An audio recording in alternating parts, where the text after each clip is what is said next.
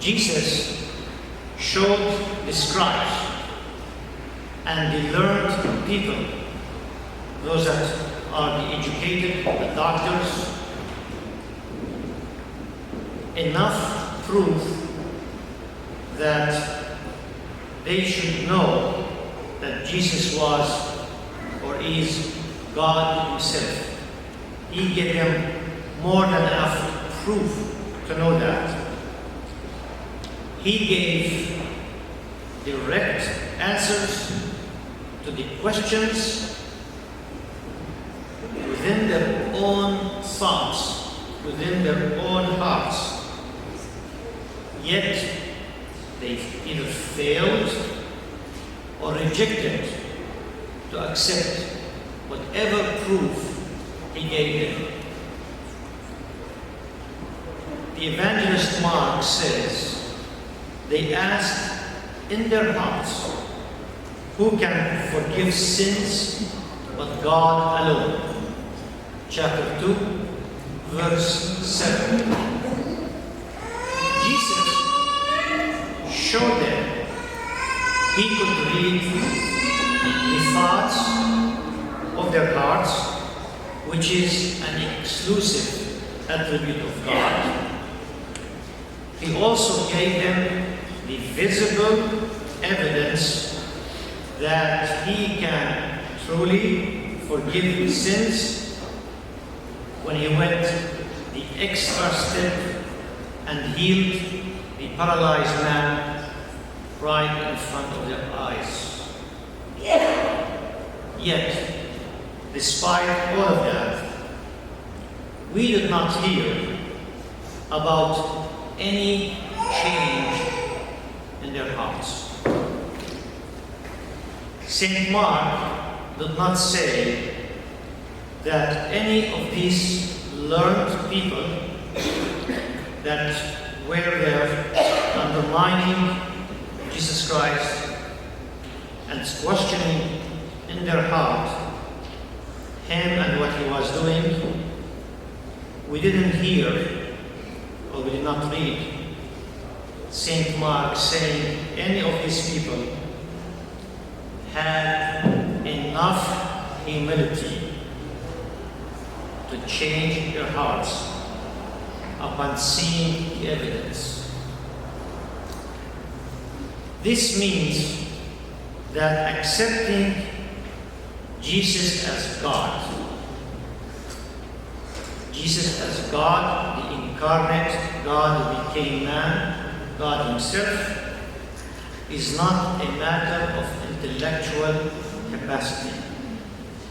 It's not a matter of rational exercise. Accepting that God came as a person in Jesus Christ, God became man, was incarnate, and He is the one and the very same as Jesus Christ, is a matter of the disposition of the heart. It's not a matter of intelligence. The devil and his demons know the truth. They know in reality, through their intelligence and through their experience, that Jesus is God. But they do not accept to declare this truth because they have no purity in their hearts. Without gaining the minimal level of purity in our hearts, there is not enough evidence that can convince anybody that Jesus is God. The disposition and the purity of the heart depends on the quality of the thoughts, of the words, of the images, and the actions that we entertain in our hearts, and we give them a dwelling place.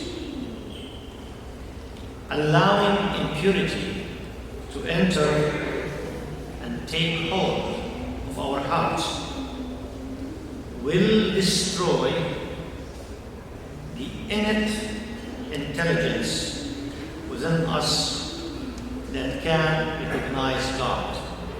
And when that part that is capable of recognizing God, when that part is destroyed, knowing God becomes impossible through our intelligence. We can make our journey toward Pascha, the one that we are going through now, an effort to gain higher level of purity within our hearts. We have this opportunity. If we don't use this period wisely, our ears will not hear and understand Jesus' words or their deep meaning when we are going through the period of the Holy Week.